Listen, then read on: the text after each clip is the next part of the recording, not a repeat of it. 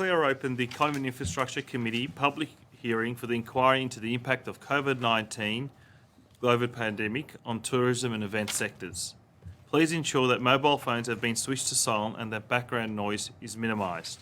I wish to begin by acknowledging the traditional owners of the land, and I pay my respects to the elders, past, present and emerging. I wish to welcome any members of the public that are watching via the live broadcast. I'd like to also introduce my fellow committee members that are present with us here today, Mr. David Davis, Ms. Wendy Lovell, Ms. Bev MacArthur and Ms. Sheena Watt. And I also have Mr. Tim Quilty via the Zoom broadcast. To all witnesses, all evidence taken at this hearing is protected by parliamentary privilege as provided by the Constitution Act 1975 and further subject to provisions of the Legislative Council standing orders. Therefore, the information you provide during this hearing is protected by law. However, any comment reported outside the hearing may not be protected. Any deliberately false evidence or misleading of the committee may be considered the contempt of Parliament. All evidence is being recorded. You'll be provided with a proof version of the transcript following the hearing. Transcripts will ultimately be made public and posted on the committee's website. We welcome your opening comments, but ask that they be kept to a maximum of 5 to 10 minutes to ensure we have plenty of time for discussion and questions. Could you please begin by stating your name for our Hansard team and then start the presentation? My name is Simon Thewlis, and representing today Victorian Events. So I've got a general overview, and then we're absolutely all right into questions. My name is Simon Thewlis. I've proudly been a member of the event industry in Victoria for 39 years, including 30 years as a business owner.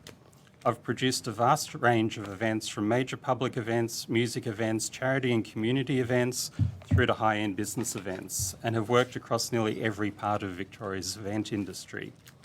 Today, I'm here representing Victorian Events, the main group that has been representing the people and businesses that work in the event industry throughout this crisis. I'll quickly introduce the others, as they'd be too modest doing it themselves. They are both very well known around the world as being amongst the very best in their fields. Tiny Good is a rigger. He and his company Showtech are renowned around the world, from aerial rigging with performers at the Athens Olympics to the flying trams at the Melbourne Commonwealth Games and far beyond. He can share the experience of being a business owner in the midst of this crisis. Howard Freeman has been a tour manager and production manager of acts starting from the likes of Sherbet and AC/DC through to the Big Day Out, and has toured almost most of the world's top music acts around Australia, amongst other things. He's here today as chair of Crew Care, an organisation that supports crew who are doing it tough. He can talk about the crew, what they've gone through, and why you should be in awe of these people. We only have an hour to cover a huge, complex and generally misunderstood industry, so we do need to get more real people in front of you during the course of this. Victoria has long been viewed as Australia's event state. Melbourne has traditionally been viewed as a global event capital. Events are integral to Victoria's identity, but importantly, events are integral to what makes living in Victoria great. Victoria's event industry is a large, well-established industry that organises more than 120,000 events a year that are worth more than $12 billion in terms of direct economic spend and employs over 70,000 people. While there is much emphasis on the small number of really big events, it's actually the 100,000+ other events that make the greatest contribution to life in Victoria and contribute the most in terms of employment and economic activity. Victoria's event industry is best defined as the people and businesses involved in the professional creation and management of events in, and this is really important, and from Victoria. The events include business events such as product launches, conference exhibitions, brand activations, public and community events from small community events up to St Kilda Festival, charity dinners, galas, fundraising walks, the many music festivals, fashion festival, fun runs, triathlons, and that's just a bit. The businesses include event organisers, suppliers, freelancers and contractors, venues and caterers. It's a vast army of incredibly talented and skilled and experienced people. The vast majority of the economic activity is by small businesses.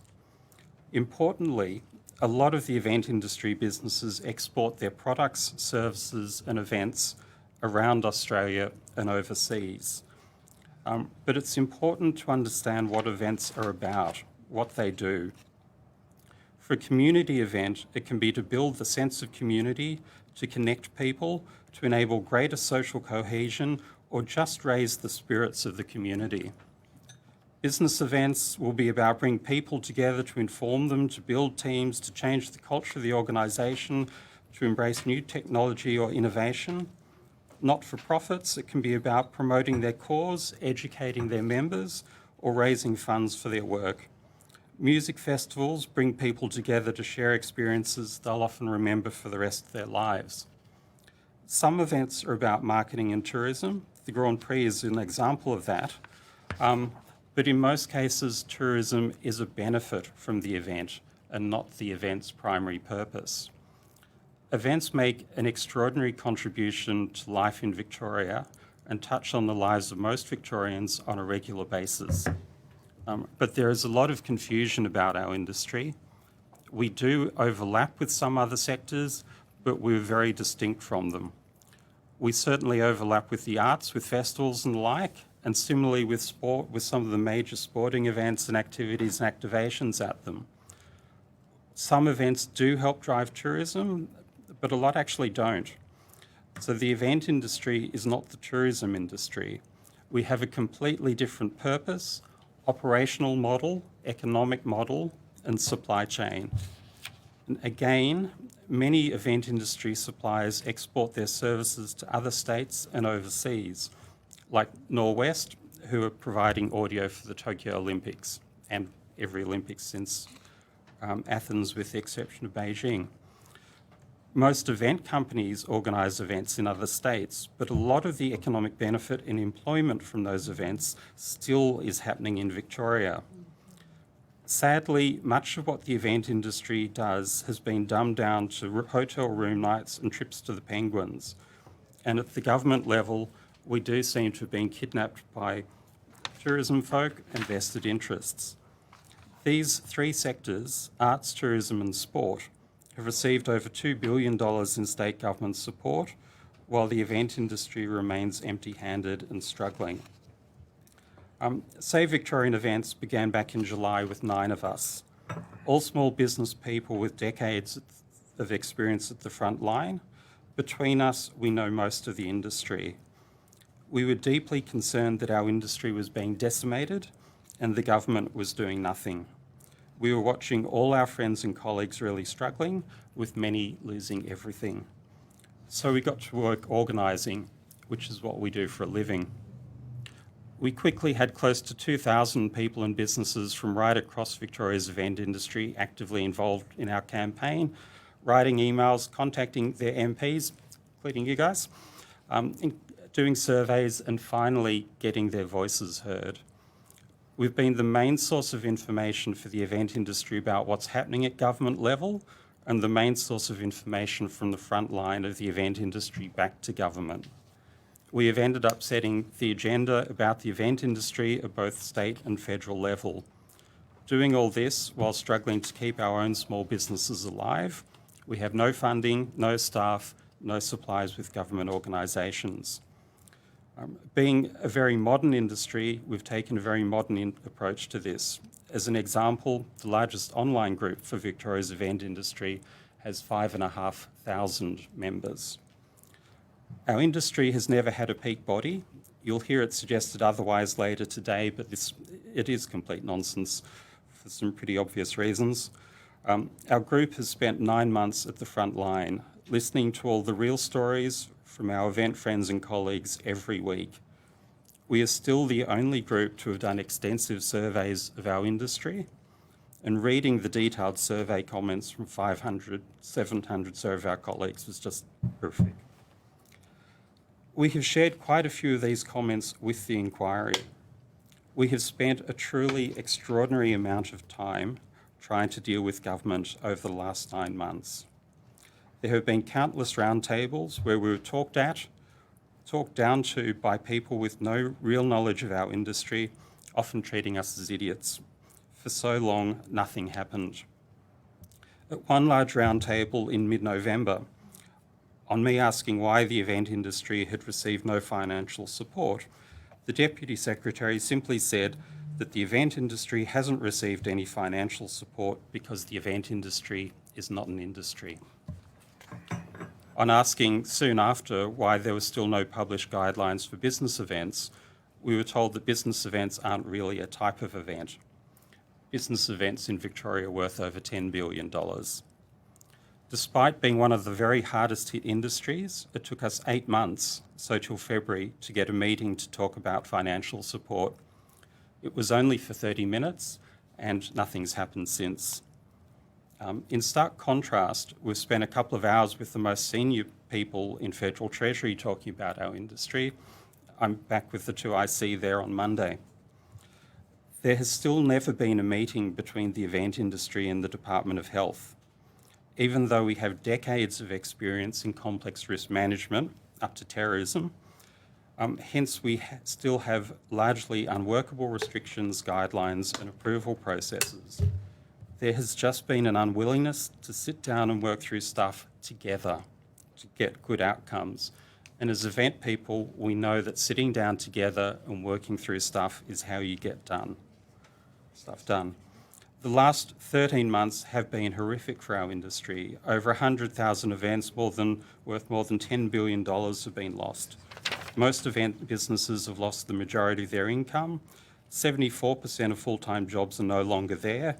With JobKeeper gone, 40% of companies are likely to close, and a further 43% will need to let their staff go. And the staff being let go is absolutely happening.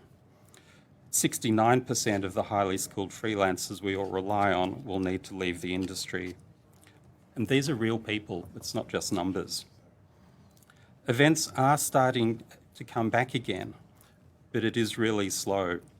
For many types of events, maybe 10% are back. But there's still many of us who haven't done a single event since March 13, 2020. And now we're going into the quiet winter period, so how many businesses can survive without any real income until later in the year? A huge number of events are not happening because people can't get insurance against cancellation due to lockdowns and the like. And that's from the smallest not-for-profits up to the largest touring festivals. The simple answer is unless there is massive change, a lot of people and businesses just won't survive. We will lose a lot of Victoria's event capability and a large number of great people and businesses, things we just can't get back again. We certainly can no longer be the event state or a global event city. We are event people, so we are practical people. As an industry, we do know what is needed. Our plan is very simple, and it starts with fixing the underlying problems. We need the event industry to be recognised as a real industry, as an important industry to Victoria and to Victoria's future. We need the real contributions that our events make to Victoria to be finally understood and valued. And we need the extraordinary skills, talents and resources of the event industry to be valued, as they should be getting used a lot during this crisis because they're so relevant. We need a dedicated government agency, Events Victoria, to be set up to support, develop and promote Victoria's event industry, including as an export industry. An agency that has people who understand the event industry and are committed to working with us and supporting us. We need some real financial support for the event companies, event suppliers, and the freelancers and contractors so they can survive until later in the year when events start picking up again. And we need COVID cancel insurance to be underwritten by governments so that many events can start happening again.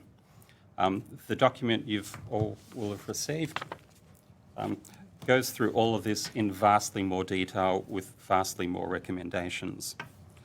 Our event industry can have a great future. Victoria's event industry can continue to make a huge contribution to life in Victoria, and coming through a pandemic, events have never been more needed and more valuable. Victoria's event industry is a vast number of people and businesses who've worked their lives to create great events. They deserve better than this. Thanks. Thank you very much, Simon, for that comprehensive overview of some of the issues faced by the event sector. Tiny and Howard, would you like to make a short contribution as well before we get into questions? My name's Tiny Good from Showtech Australia. I've been known as Tiny, and I don't think many people actually know my Christian name. I was known as Tiny in 1988 at World Expo, and it's been Tiny ever since. I believe that I represent a vast majority of the business owners in the entertainment industry. Showtech has got, as Simon said, a massive reputation all the way around the world. I've been working on major events such as the Commonwealth Games, the Olympics, Rugby World Cups, openings of major events and major venues all around the world. I started in the events industry in the very, very early 80s. However, beside the hype, it's me.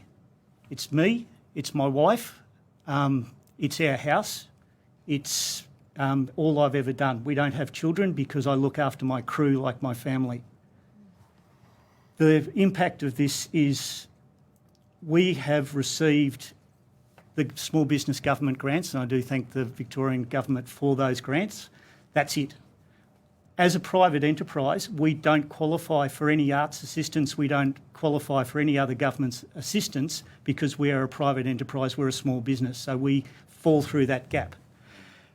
We own, currently estimated, about $4.5 million worth of equipment that's sitting in a leased warehouse that we're still paying rent to our landlord, and he's been very very generous with reducing that rent, but we still have to meet a rent every month.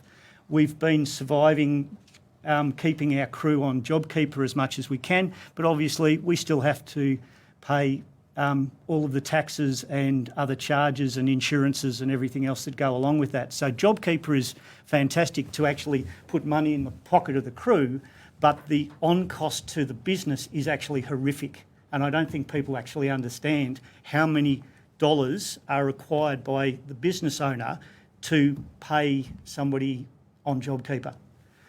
We've had a small amount of work coming in doing maintenance and installations in venues, and we are very, very grateful to our clients that have been doing that. We own, as I said, about $4.5 million worth of equipment that you can't use anywhere else. Where else can we hire trusses, chain hoists, performer flying harnesses, winching systems, computer control systems, load monitoring equipment specifically designed for the entertainment industry? So hearing politicians say, just pivot into another industry, where? You know, if you were a construction company and you had $4.5 million worth of material sitting in the yard, and you were getting people going, oh, just go and build another house, but you can't use any of those materials, people would be screaming. But as the event industry, as the entertainment industry, we don't have that choice. We can't go anywhere else. I've been heavily involved in the development training of the entertainment industry for nearly 30 years. I was one of the authors of the International Code of Practice for Entertainment Rigging that massively raised the safety standards of entertainment rigging all around the world. Showtech has always been a big supporter of entertainment assist, crew care, and all of the other mental health and physical health welfare organisations of crew. Showtech has also been part of pretty much every major disaster response since 1990. We were part of responding to the Black Saturday bushfires. We were part of the concerts for floods and fire relief and everything else that's happened since 1990.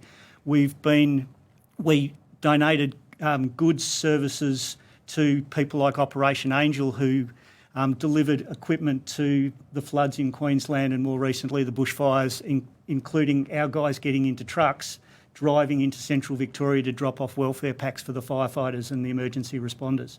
So we're not just a business, we give back to the community. I believe that I learnt my code of conduct, my ethics and my work practices from being part of the events industry. The discipline that you learn, the planning you learn, the skills, life skills and other skills that you learn as being part of the event industry. If we could teach our children in secondary school these skills, we would be in a much better place than we are at the moment, because we are taught in this industry to rely on each other, to problem solve, to think on our feet, and to not just give up the moment it starts getting hard. If we gave up the moment it starts getting hard, we wouldn't be sitting here. Thank you. Thank you, Tom. Howard, would you like to? I'll throw a bit of babble at you right now. We'll take this to a more personal level. My name's Howard Freeman. I'm a founding director of Crew Care, which is a not-for-profit charity. I've been involved in this business for 55 years, my family for 116 in live entertainment and live music. So we've seen a bit. I have 2 children involved in this business. One just got the flick from the Byron Blues Festival when that was closed. He currently drove from Torquay to there to be a stage manager and production manager on that event, and he's come home with nothing in his pocket and no hope. And the light that's looking at him down the tunnel is the train coming at him. What concerns me over my journey and the 6,000 shows I've done and the 600 odd acts I've worked with and the amazing events we've done and the joy we brought to the world is we're not recognised. We have no assistance. Our industry is 5 times more liable to suicide and self-harm than general society. We have an amazing technical beings amongst us, guys that have just given their lives to the fulfilment of what they do in audio, lighting, video. These are people that could walk into any television station, any event in the world and just be geniuses at it. They make you at a live event feel that amazing empathy or that emotion. It can make you laugh, it can make you cry, it can make you sing, and we're missing that at the moment. We're missing those people. They have nowhere to go with their skill set. We're losing them because they have to provide for their families. When this industry resets, and if it does, we're going to be at the point of 18 to 20 months of people not working. Are we going to get them back? Can we safely put this industry back on its feet with that lack of expertise, that lack of experience that's gone? I don't know. We put our hand up to everything that happens in society. One event in this country for the bushfires that Michael Gudinski organised raised $150 million that went back to society. Have we seen that amount of money back to us? Not a chance. The film industry get COVID insurance cover. Do we get that? No, Bluesfest got cancelled a day out. The layers of humanity that disappeared out of that haven't got a gig and their families are crying for some help. It's just, it's amazing and it's relentless, you know. When any of you have been to a show at a major stadium and seen 5 people on stage, do you have any idea of how many people backstage put that together? Do you know? It's 1,000 people. There's 1,000 jobs. There's hotel rooms, there's car hires, there's caterers, there's all those other allied industries are making money out of this. We're hurting. We need help. Thank you, Howard. That's it. Been great insight from all of you. What I'll do is, because I've got so many committee members present here today, I've created a bit of a list. So I'll go Ms. Lovell, then Watt, then Mr. Davis, myself, Bev, and then Tim. I'll try to ask committee members to limit themselves to 2 questions because the witness has been fantastic. So Wendy, if you'd like to go first. Okay, no worries. Thank you very much for your presentations, and you've really covered off on the hardships that you've suffered through COVID-19 and also the lack of support.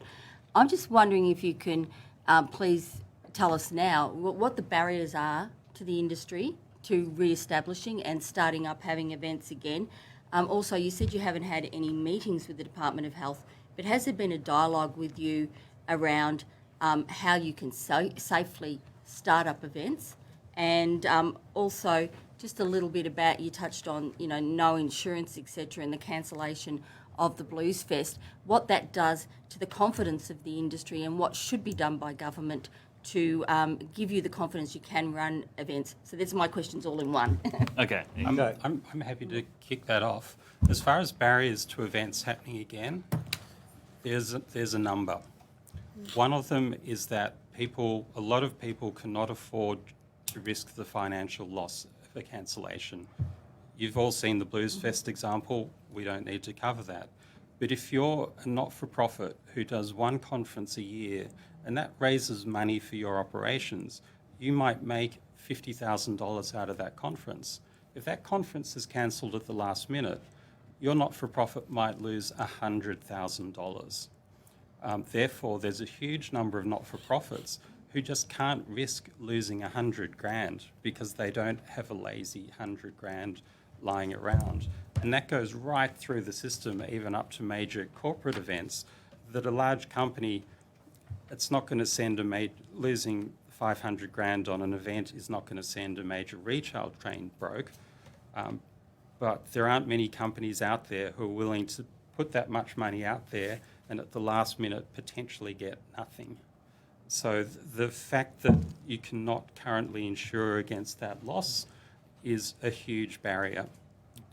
Another barrier is just the level of confidence in the market. People are scared to do things, particularly in the corporate sector, because it might be viewed to be the wrong thing to be doing. People are also concerned that all of the regulations and approval processes are really complicated.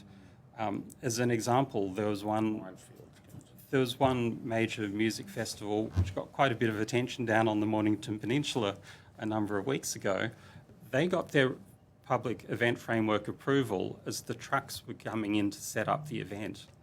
So they were putting up, I guess, something like $1 million to do an event, and they weren't approved until the trucks were on site. Had they not got their approval, they would have lost everything. And so just this idea that it's okay to approve events a week or two before the event happens. I mean, no responsible person will take a financial risk where they're just at the mercy of people that you can't even ring up because you can only converse by email about your approval. So there's a number of layers like that, which is just making it really difficult for people to be willing to take that risk. Simon, I know Tiny and Howard might want to add to that. Victoria is the hardest state in Australia to do an event in. The layers of local, state and federal government compliance to do an event in Victoria is horrendous. Probably 60% of the events that are planned in Victoria don't go ahead because the event producer doesn't know or couldn't cope with navigating the layers of compliance that are required. How to get this thing going again? Everybody in Australia, all the politicians need to get together and stop bickering. Get yourselves on the same page, open the borders, get people vaccinated, fix the insurance, bring the confidence back to the industry. We don't work in Victoria.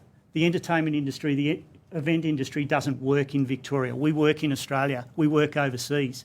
There is zero confidence for people to do events in Victoria at the moment because the possibility of getting locked down, locked out or slammed into quarantine for 14 days means that that's another layer of financial commitment.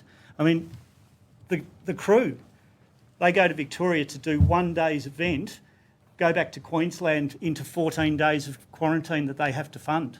So they earned $600 and they get a $3,500 bill from the Queensland government purely because they came to Victoria to do one day's work.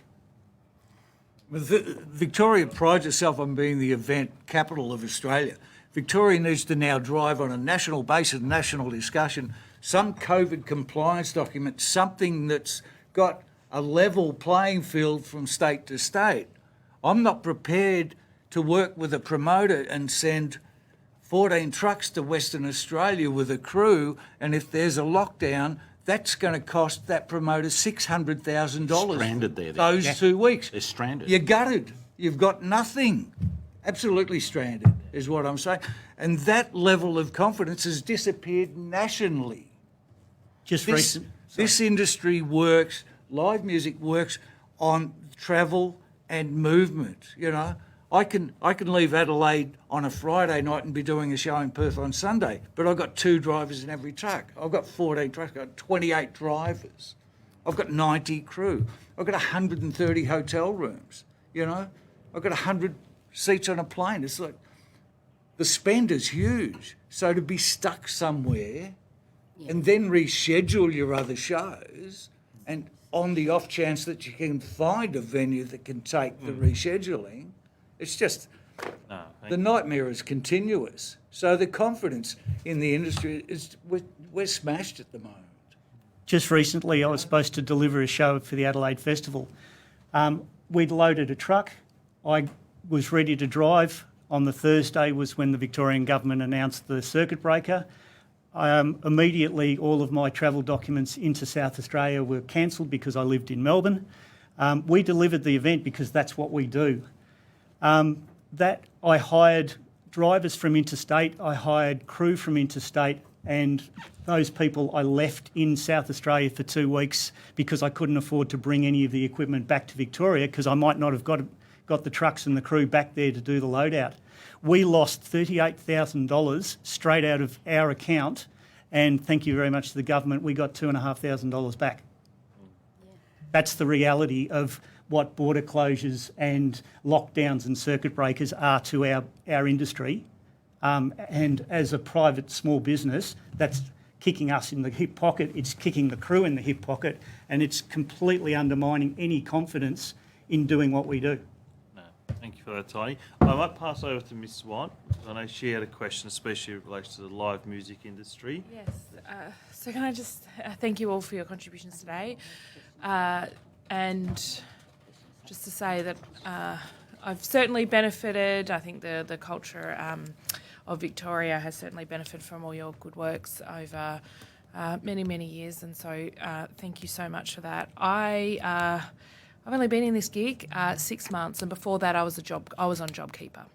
And so I absolutely understand when you're talking about the terrifying feeling about what life might look like after JobKeeper. Now, I'm not currently on JobKeeper, but I'm interested to know how the industry will be impacted now by the stopping of JobKeeper. What will this actually mean for organisations? What are your members? What are they talking about?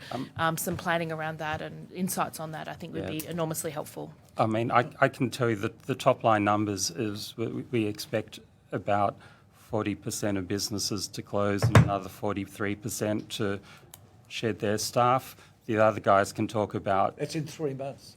Yeah, the other guys can talk about the real job losses that are actually happening today. Yeah.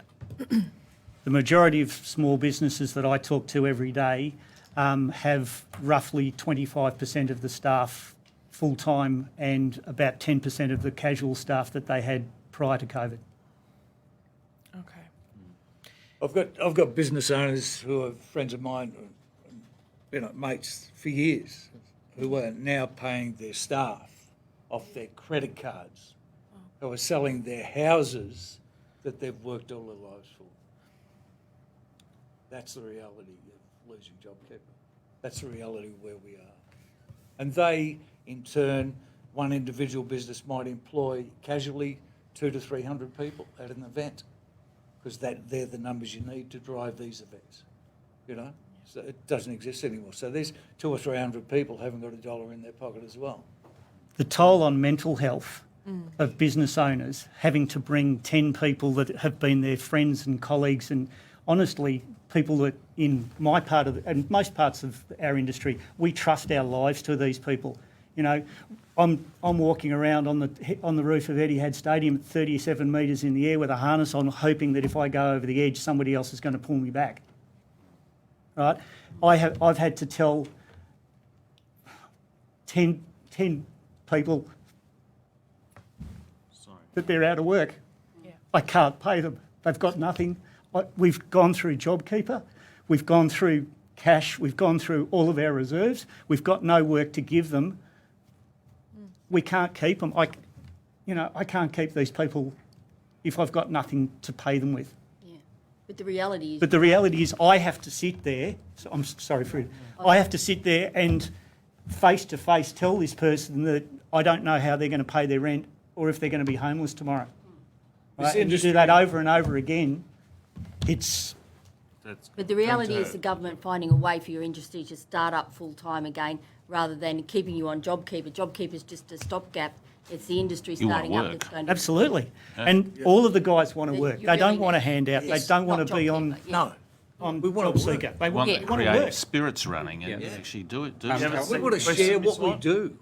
We want to present. And we want to benefit from it. Yeah. We love it. We love We you. want to get 60,000 of you at an event and make you smile and make you dance and make you sing all and get the very mask off and informative, see your but- face. Certainly, the one critical thing there is how we get businesses from today to September, October, November, and that's money coming into businesses. If there's no money coming in, a lot just won't survive and a lot of jobs are just gone. It's just that simple. Thanks, Simon. I might, because I'm acutely aware of the time, I might give to Mr. Davis, and then I'll have a go after. So I understand the terrible point that we're at now, but essentially what you're telling us is you want the industry opened up safely. You want proper, forgive me if I'm paraphrasing what you've told us so that we're clear, that you want to open up the industry, you want to work, you don't want the barriers in the way, so the complex forms and the complex approval processes that I think you said are the hardest state to do an event in. So we want that swept aside and a simple set of approvals in place so that people can get approvals and they can plan into the future. Is that the first key point I think that Correct, to people be want? treated with the same respect that the sporting industry is treated with. We're talking about the same numbers at venues.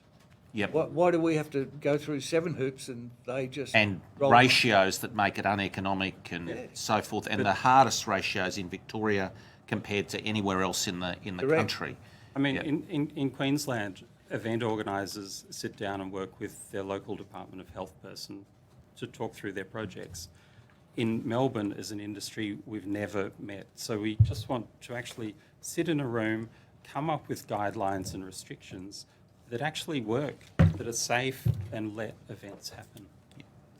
And then you also are asking for a special section of the department that would focus on events, so that there's Events Vic or whatever name it was given, but it would focus specifically on your industry to ensure the industry is not forgotten in future.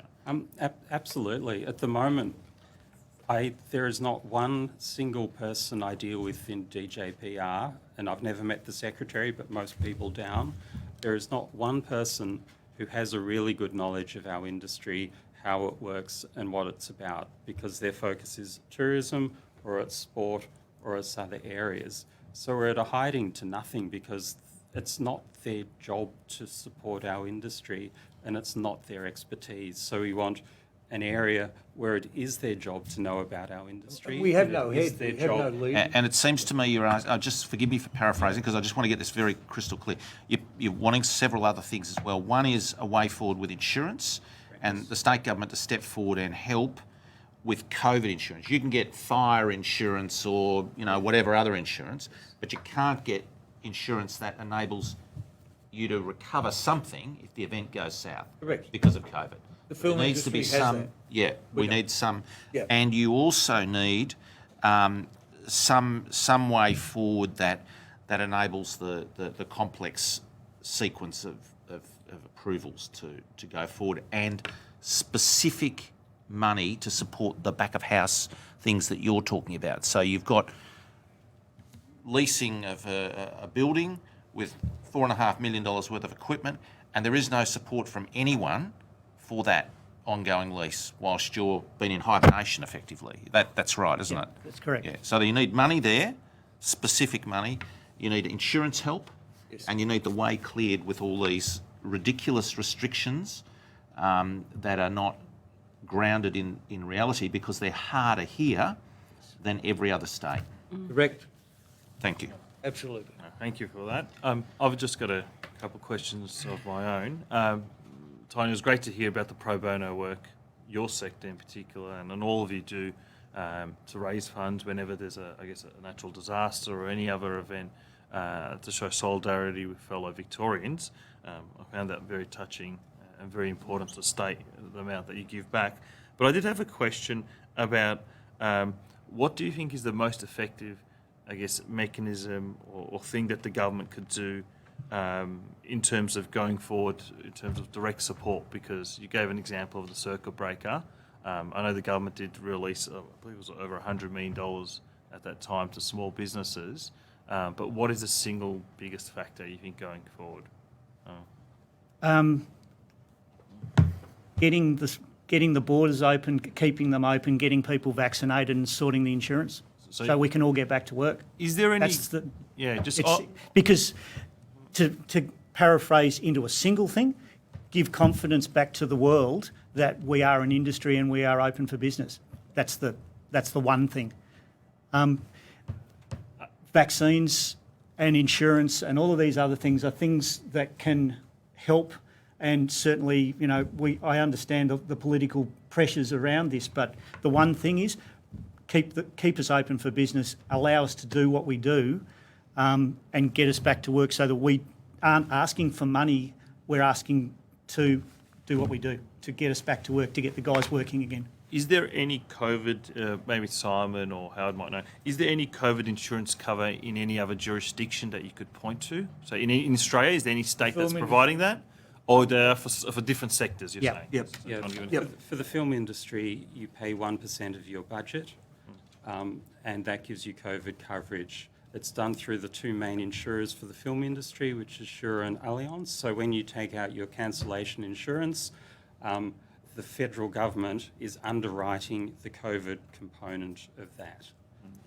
Similarly, after 9/11, and we all lived through events after 9/11, the federal government set up the Australian Reinsurance Pool Corporation. The federal government did a guarantee of $10 billion and then put a levy on insurers, so that now that organisation underwrites or reinsures, depending on the technical term, all terrorism risk of insurance policies in Australia. So that's two of the models.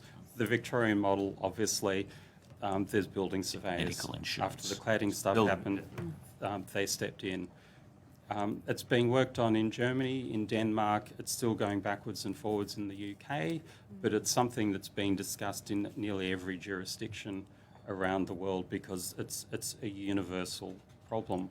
Yeah. And in some ways, the simplest way of looking at it is, would you let one of your staff drive a car that wasn't insured? The risk mightn't be that high of a car accident, but the consequences are severe.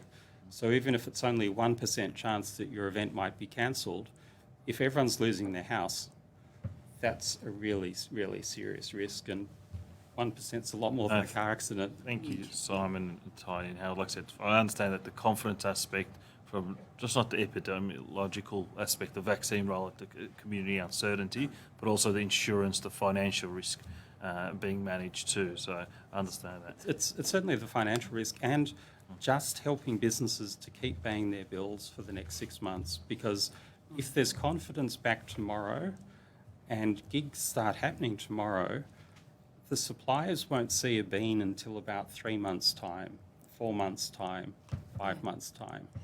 So, I mean, that's the lead time. Yeah, that's the lead time, because they won't see a bean until the event happens. So, I mean, on Friday, the Convention Bureau announced some grants of up to 25 grand to support multi-day conferences with more than 30% of people from interstate, which is, it's a good help. Queensland's doing 85 grand, but just by the by. But that money isn't actually going to get down to the people who are doing it toughest, the suppliers and the workers, for 3, 4, 5, maybe 6 months, because multi-day conferences don't get organised in a week. So it's looking at the direct measures until events happen, because no matter what we do today, it's still months down the track that those dollars actually get into people's pockets and help them pay their rent, put food on the table. Thank you, Simon. I know Ms McCarthy's got a couple of questions, and then Mr Tim Quilty.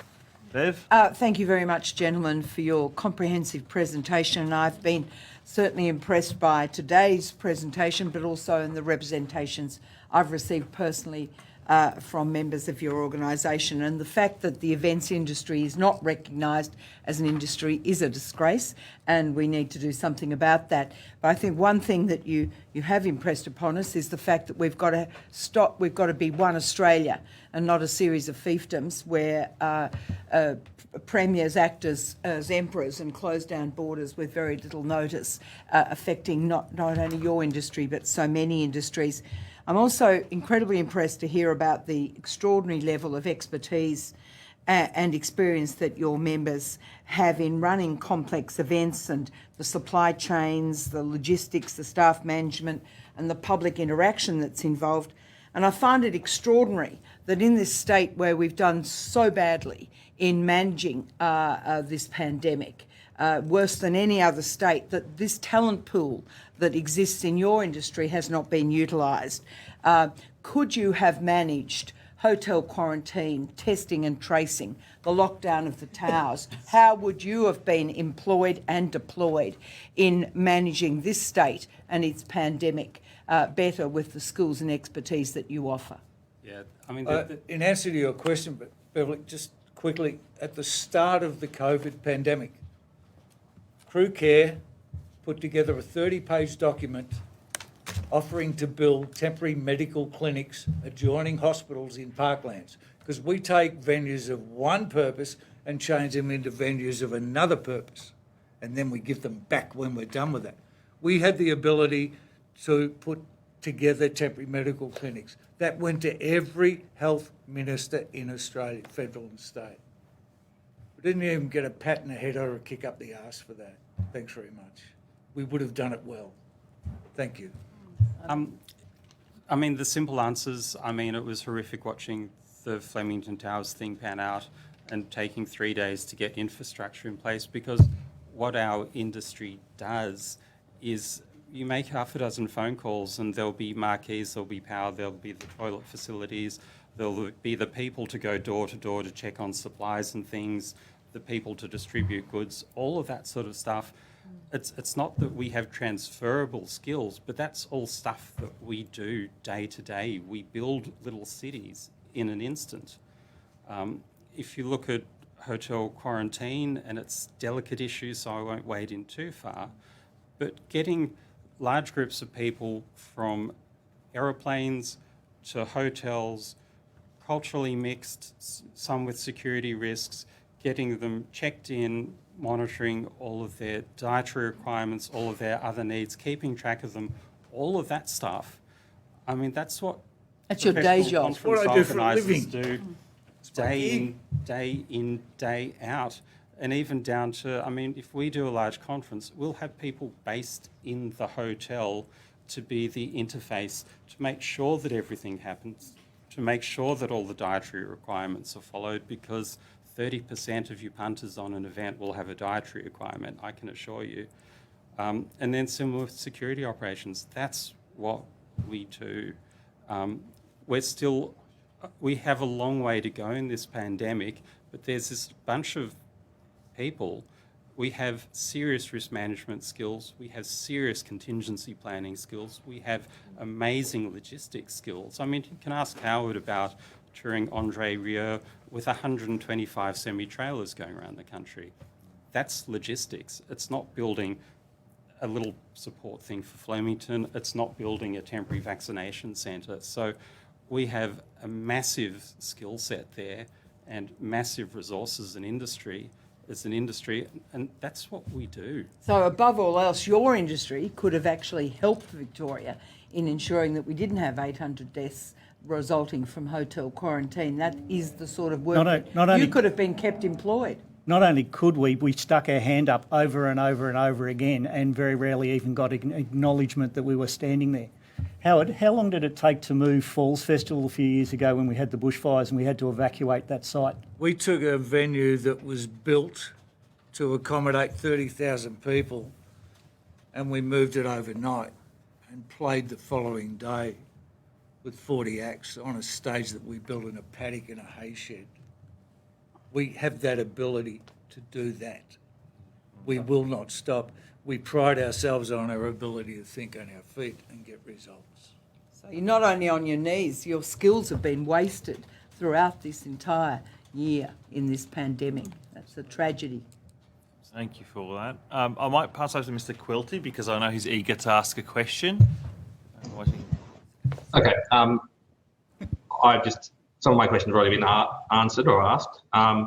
Were there any specific measures that you think will be put into play to support small players and regional players in the industry, other than simplifying approval processes? Is there anything else that can be done for the small players and the regional players? I think they're in a similar situation to most businesses, but probably harsher financially, because they're starting from a much lower base.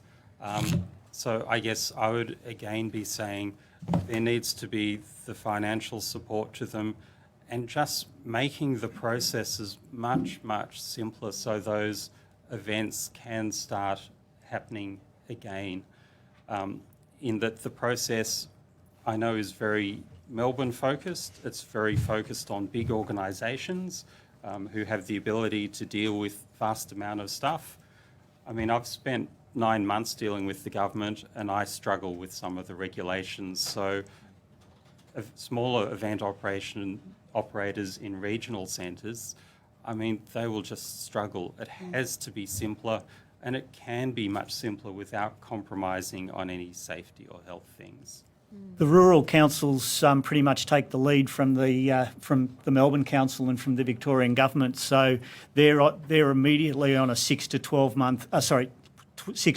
week lag on policy changes that happen here in Melbourne as to what gets rolled out in the rural communities. Not to mention the fact that there are small businesses that do events in each one of these rural centres. However, the majority of their crews rely on being able to bring in people in from other regions, equipment in from other regions. So as soon as you put a block between moving stuff from, say, East Gippsland over to the western regions, that whole process becomes incredibly much more difficult.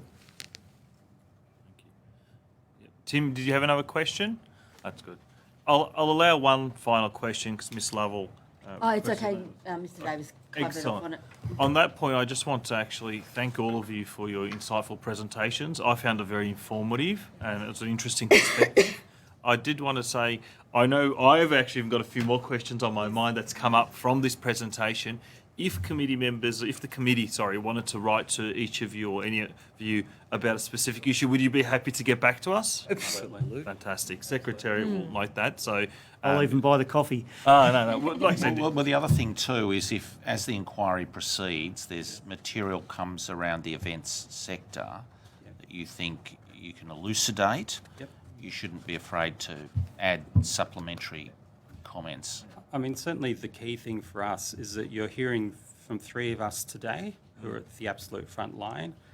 At about 2:30 today, I think you've got Laurie and Peter from Phase Shift and Rocky from ExpoNet. So that's 2 other really good event businesses.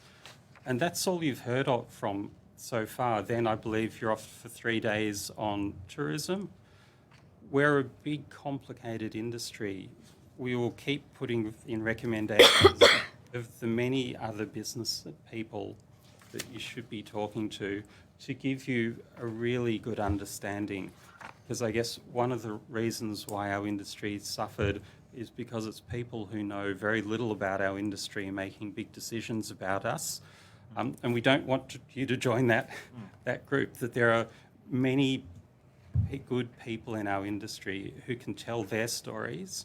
And I'll go as far as saying it was quite emotional when this hearing or this inquiry was announced, because our industry had never been listened to through all of this. We'd been shut up, we'd been fobbed off. And so just getting members of our industry in front of you to actually be allowed to tell their story is critically important. thank you, Simon, and Howard and Tyne. Like I said, we'll get an opportunity to speak to the relevant departments in due course.